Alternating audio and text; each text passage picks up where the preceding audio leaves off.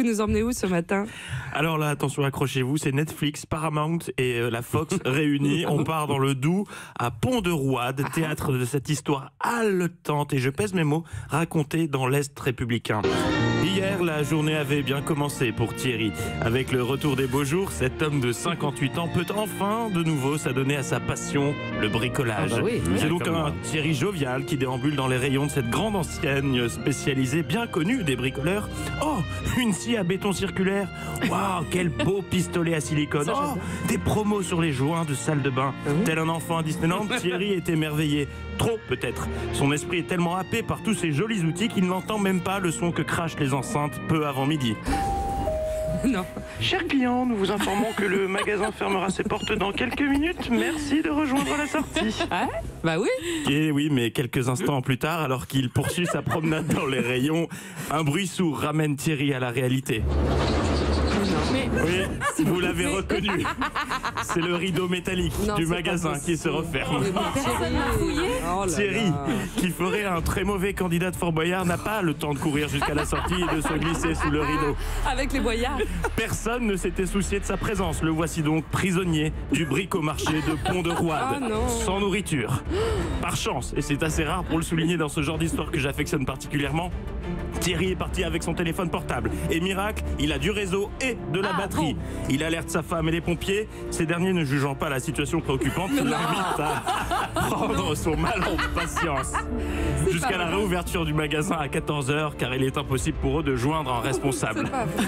Pour la famille de Thierry, ces 2 heures s'annoncent longues, très longues. Son épouse et son fils qui campent sur le parking sont inquiets car Thierry est cardiaque. Ah non. 90 minutes plus tard, le rideau métallique se rouvre. La fin de l'angoisse est proche, mais une question subsiste. Dans quel état sa femme et son fils vont-ils retrouver Thierry? Très vite, les angoisses se dissipent. Titi est posé dans un transat au rayon mobilier de jardin. Oui, pendant que sa famille s'inquiétait, Thierry s'est occupé à lire des catalogues de bricolage. C'est un passionné.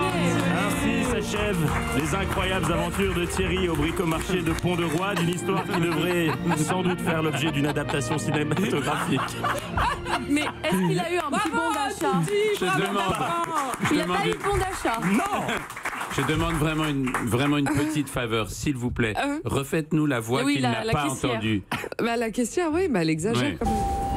Mesdames et messieurs, on passe tout de suite au bonus de ce What de France. Ah, vous avez un bonus, coquin. Mais oui, parce que l'histoire de Thierry m'a vraiment troublé. Je me suis mis en tête de trouver une solution pour éviter que ce genre de situation ne se reproduise. Et j'ai trouvé. À partir du 29 juin, la station-service d'une enseigne des Mousquetaires sera ouverte 24 heures sur 24. Ah, bah voilà. Une nouvelle annoncée par le magasin sur une affiche et immortalisée par un internaute. Je vous la lis telle quelle. Je cite: chers clients, à partir du 29 juin, la station-service passera en 24 sur 24 à partir de 13h30 tous les après-midi. Si vous avez compris le principe, n'hésitez pas à m'écrire sur papier libre à Europe Mais numéro 1. qu'est-ce qui se passe là-bas? Non, mais alors en revanche, je signale parce qu'il y a la situation inverse. Dans mon quartier, il y a un magasin de bricolage qui ferme définitivement. Donc là, il faut vraiment pas rester dedans à la dernière minute. Merci Ariel Wiesman pour cette indication. Très intéressant. Europe 1.